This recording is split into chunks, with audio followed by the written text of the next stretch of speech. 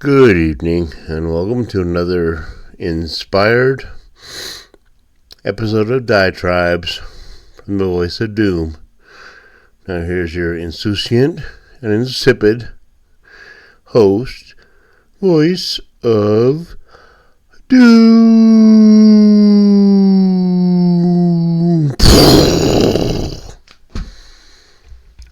Hello.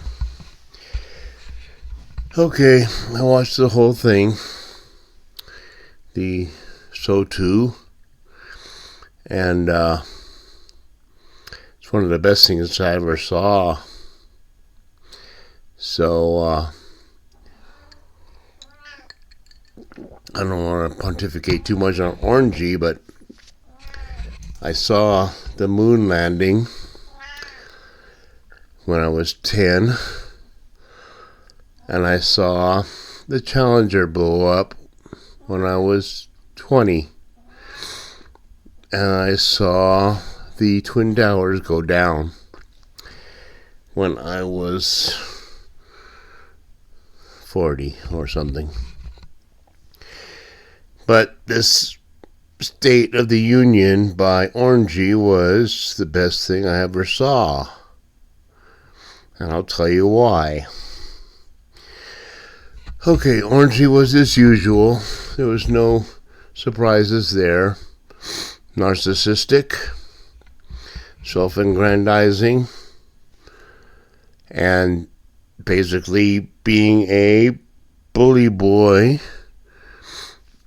I won't say extortionist, I'll say using powers he has to create change on this planet. And he's done it very well. And aside from a few little things that I would have changed if I was in his cadre of advisors, if I was part of that team, he would be emperor of the planet right now, because I would tell him how to do it. But aside from that, it was a brilliant speech. And he pulled out all the stops, and he did it with the timing. Because you don't realize this guy's like a businessman, but he's also somebody who knows how to show things in a media atmosphere, which is very subtle, and you have to know a lot of things. You don't bombard people with stuff that's all tugging at your heartstrings, and then go back to your policy. You go back and forth. He did it really well. Now, what he did wrong, okay, a few little things, is he said, we want to protect all Americans, but not protect, I mean, he didn't say it in those words, but not protect illegal aliens. When he simply could have said, we want to protect everybody who's in this country. It's a very simple thing to do. If you're in duress and people are coming after you, we will come and help you. We don't care about your status. But he blew that, but let's go on. Okay. The D's are breaking down. They can't sit on their hands forever, especially when half of them boycott the speech, which makes their presence less pronounced. And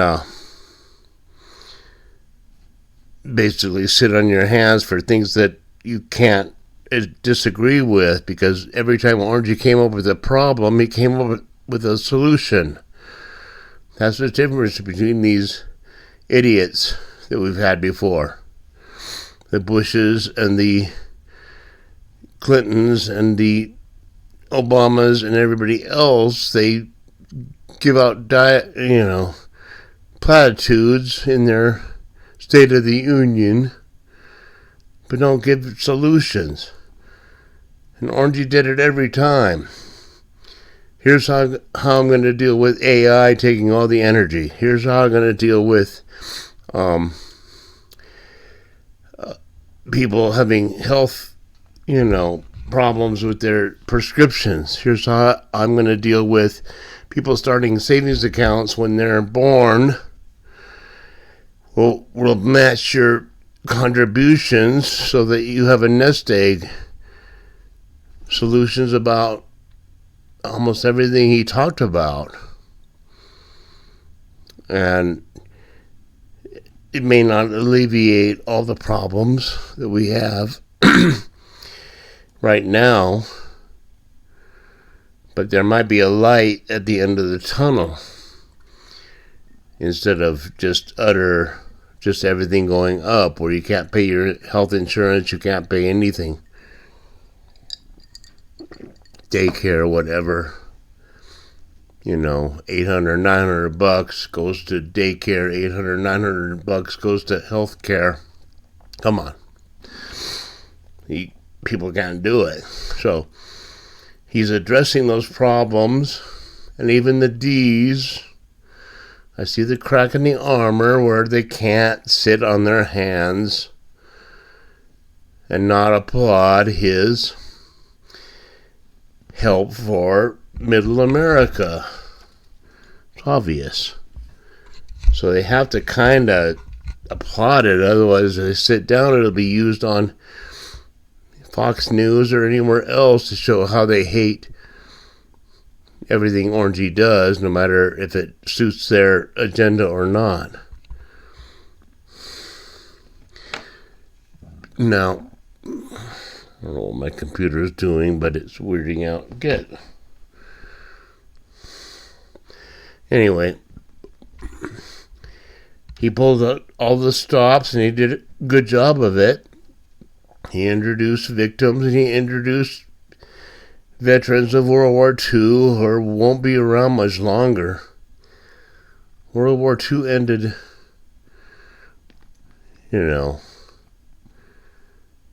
70 years ago. It ended. And the people that fought in it are not going to be around much longer. And they were people that went and sacrificed their lives and limbs to keep the world going from a totalitarian regime, which it could have done.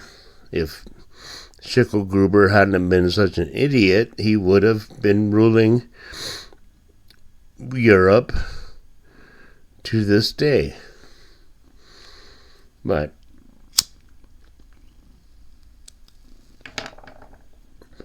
I just thought he was pretty brilliant. And the thing about it is, it's scary. Because this guy wants to solve problems in this country in a pragmatic way. And it all makes sense. If you take away all the money that's been pilfered and absconded with, and add that into our treasury, we would have enough money to help the middle class and the working class and the lower poor class. We'd have more than enough money. It's obvious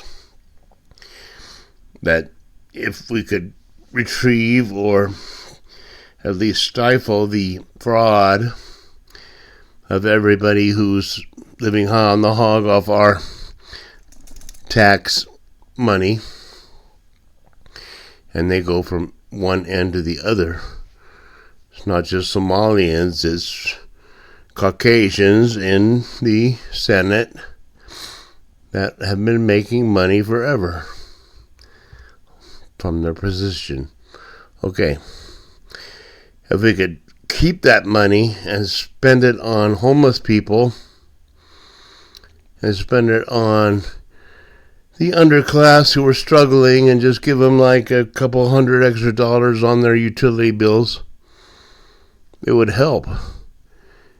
I'll tell you right now, my tax return was much better this year than it was last year. It was like 1,000 times better So Orangey's got me. He's got my vote. I don't care how narcissistic he is. I don't care if he is self-aggrandizing. He's doing a good job. He wants to come up with solutions to problems. And that's anathema to the U.S. government as we've seen it in the last, my lifetime at least, but probably till 1946. That they don't want to work for the people. They want to work for some other agenda. And speaking of agendas, since I have 5 minutes left or so. Okay, Mexico. Okay, I said 5 years ago that the first direct conflagration in America would be at the Mexican border, and I think it's going to happen. So I think I was right.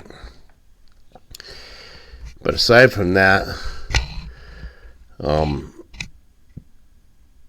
there's going to be some serious things happening because the cartel has amassed billions of dollars, which they've used for whatever means they use it for, because of the Petrie administration, to become a political force in Mexico. And there's going to be some crap happening. Nothing like now. It's going to be worse. And I can't help but chortle. I don't want to chortle. I really don't.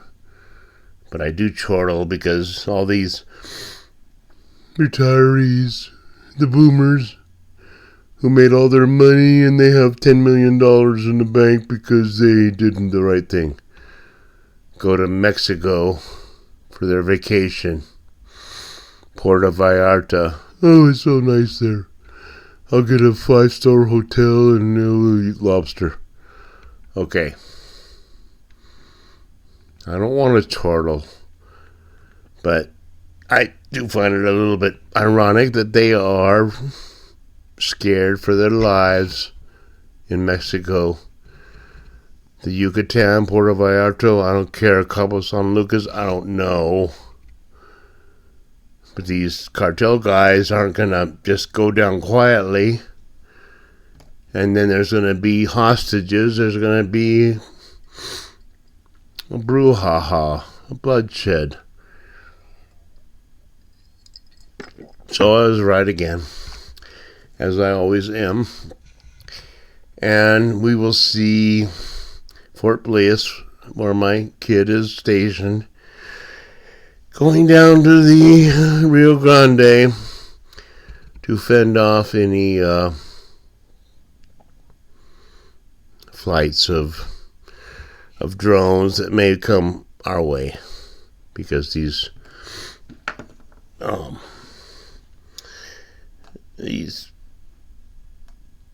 cartel guys aren't going to go down quietly. They're going to go down with their guns flaring. So we'll leave it there. I liked the speech. It was one of the greatest things I ever saw. He nailed it for the most part. And we'll see what happens after that. Because the D's, I mean, what are they going to do now? They can only rely on the idiocracy, which is 80% of the population. So that's all they can rely on. So we'll see if the idiocracy can find their way to the ballot box to cast their vote. All right. Goodbye.